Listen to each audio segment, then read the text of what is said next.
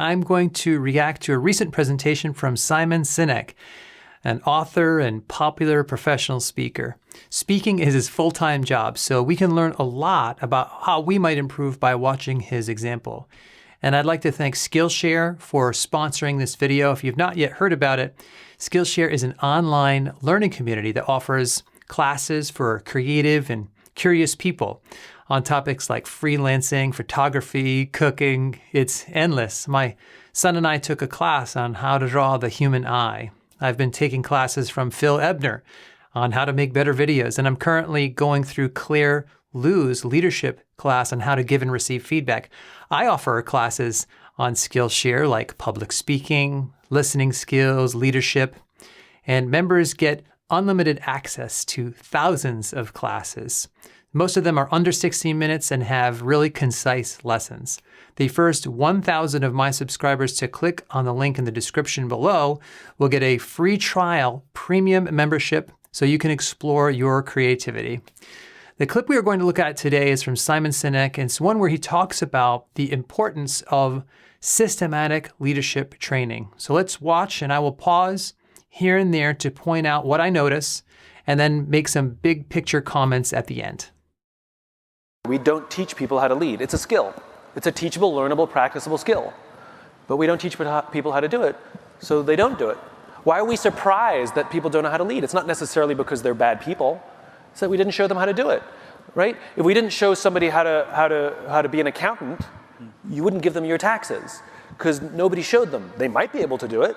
And even if people are I love how he makes a connection right away to something that we obviously know we need training in, accounting. So he's saying, look, accounting is important, leadership is important, we need to train people. I love his point already. Really good leaders, it's not natural. It's that they learned it from someone else, their parents, or they had a really great boss that they role modeled, or maybe they had a really bad boss. They're like, I'm doing everything the opposite, right? So they still learned it from somewhere. So we have to teach leadership. We do a very, very bad job in the corporate world of teaching people how to lead. And as we promote them, we give them a one-day offsite, and we call them leaders. Congratulations. Nah, man, it's got to be regular and ongoing. And we have to build into their incentive structures, into their bonus packages, not just how much money they make, but how they treat people. I love his point already. Of course, this is what this channel is all about, is leadership training. Really clear point. Sinek always knows exactly what he wants to say. He's very direct. We need to train people how to be good leaders. So as a public speaker, you want to be really clear in the point you're making. And I just really appreciate his style as well. We call it style in public speaking classes and rhetoric, and that's his direct style of language. He's not trying to flower up everything he's saying with overly fancy words. He's got a couple of technical terms because he's speaking to business people, but he's really speaking pretty directly to everybody, to the entire Microsoft audience. He's speaking to Microsoft here. A lot of inexperienced speakers, a lot of insecure speakers will use big words, technical words, to try to impress their audience. He doesn't care about impressing his audience. He wants to impress upon them the importance of this message. He wants to reach them and motivate him, and that's why he's using a direct style. Right? It was part of her question before. She's like, we're trying to do this, growth, revenue, and also look after our customers. But the order of the information is really, really important. I talked about in the infinite game that there are two currencies, will and resources, in that order, right? I'll give you two hypothetical examples. Hypothetical example number one is by the way, I've never met a CEO who doesn't think their people are important. The problem is where on the list. Number one, growth. Number two, shareholder value. Right? Number three, our customer. Number four, our employee. See, it's one of my priorities. Number four, right there. Right? That's great. But that's the problem. The problem is the order. So here are the two hypothetical examples. CEO number one says, my number one priority is growth. And of course we care about our people, because without our people, we'll never be able to achieve our financial goals. CEO number two, number one priority is our people. And if we take care of our people, I know we will meet and exceed all our financial goals. Which company you want to work for? It's easy. And human beings are funny. We can't help ourselves. We have a tell, which is we speak in the order. We tend to speak in the order of our own priorities. So when you hear somebody go, guys, we have to be preoccupied with growth and the revenue, of course we have to take care of our people. Go read the press releases when Mike Duke took over Walmart. He talked about growth and our people, and then you go read the same press release from Doug McMillon. He talked about our people and growth. Go read the press release when Satya took over. He talks about our people first. He talks about human beings first. Oh, I love this. So what he's doing here is he has a very deliberate style of ordering his ideas. We call this arrangement. What he's doing is he's making his key point, and that is you have to pay attention to what we prioritize. And then he's listing a bunch of examples that show us how people prioritize. So he's making his point, and then he's backing it up with numerous pieces of evidence to convince us. The idea doesn't speak for itself. You got to prioritize people, and you can tell by the way they talk. Then he gives an example about hypothetical CEO 1, who's about growth, hypothetical CEO 2, who's about people, and the different press releases from Walmart, and the CEO of Microsoft, where he's speaking. These are all pieces of evidence that support the point above it. That's great arrangement. You don't want to be scattered and bounce from point to example, point to example. He has a point, and then he backs up with numerous examples, really, really nails it home, really hammers it home. Excellent job. This matters, right? And this is one of the things that we're suffering in the world today, which is most of the standard business practices that we use today are actually leftovers from the 80s and 90s. A man by the name of Milton Friedman, an economist from the 1970s, theorized the responsibility of business. And he wrote that the responsibility of business is to maximize profits within the bounds of the rules, within the bounds of the law, right? What about ethics? Like, we've all seen companies do very, very, very uncomfortable things, and they get dragged out in front of government, and they all say the same thing. We did nothing illegal. That's true. Completely within our rights. That's true. Yeah, that doesn't make it right just because it was legal, right? There's something called ethics, right? When a pharmaceutical company raises the price of a drug that people need to survive 500, 600, 700%, there's nothing illegal about that, but it's really unethical. Right? And the problem is the 1970s, that theory to a new group of investors was really appealing. And so they started experimenting with new ways of doing business based on that definition. And during the 80s and 90s, we started to see that become really, really popular. So the concept of using mass layoffs on an annualized basis to balance the books did not exist prior to the 1980s. And people like Jack Welch over at GE started practicing it, and it started to gain acceptance, and now it's normal. We've either been subjected to layoffs, our company has used those layoffs, or we've lost a friend or a family to layoffs. A friend of a family has been subjected to layoffs. All of us, right? 1 degree of freedom, if not 0 degrees of freedom, right? Of separation, I mean.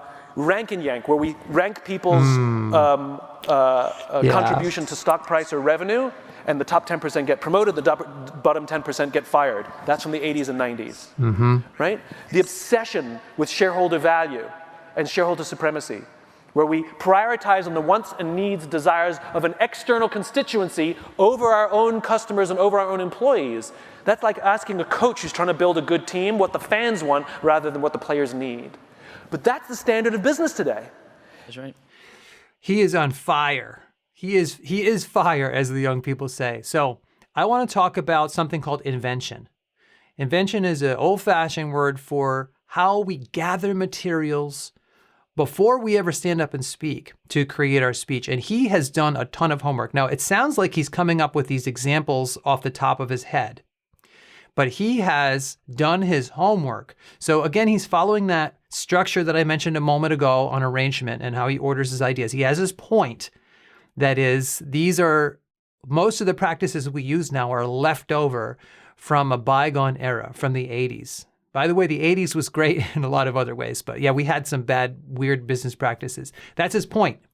And then he lists example after example, like jacking up pharmaceutical prices, a quotation, rank and yank, mass layoffs. He gives all these examples. And it sounds like, if you don't know better, that he's thinking of maybe these off the top of his head, but he's not. I know a lot of speakers who have a basic idea of what they want to say, and then they think, oh, they'll just think of some examples once they get up there. I'm sure something will come to them. They'll get inspired. That usually doesn't work out. Those aren't the very best speakers. So what he has done beforehand is he has created and invented, that's why they call it invention, all these different ideas and concepts and examples and stories and even a little bit of humor here. And he's weaving them together, those materials together to support his point. Oh, I just love this. He is on a roll. And so the problem is we need to reject that.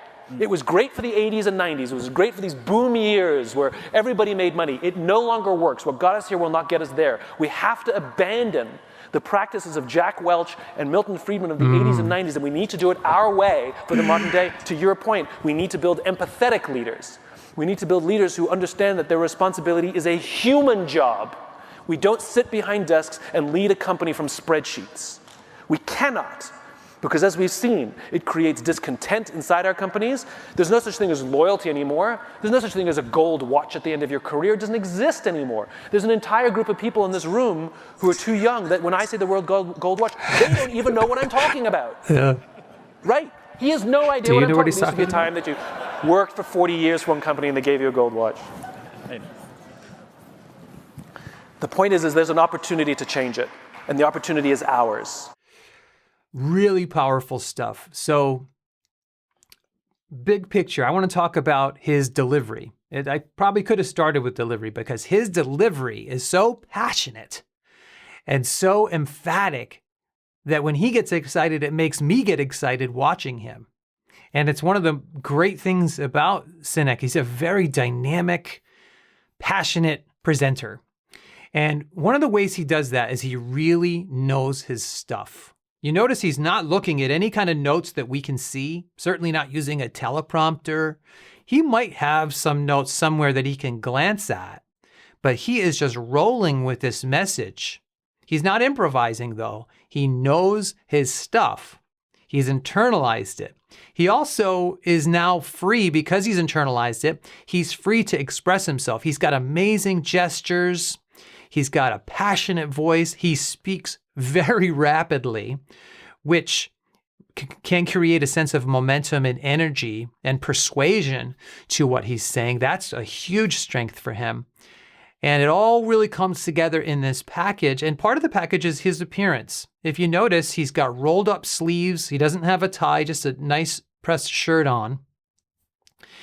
And he's delivering this message in a way like, let's get to work on this. This is something that we need to accomplish together. He's not all fancied up, dressed like a salesperson with a tie and a suit that's too expensive, trying to bowl us over with his appearance. He's just there to work and get passionate and excited. And I think if you're listening to this like I am, he is amazing at drawing me in. I'm not even working at this company, and I am fired up to hear his message.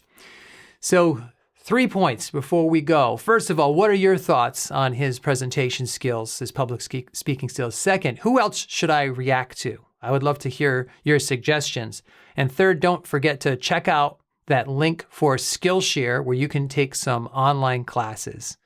Until next time, thanks, God bless, and I will see you soon.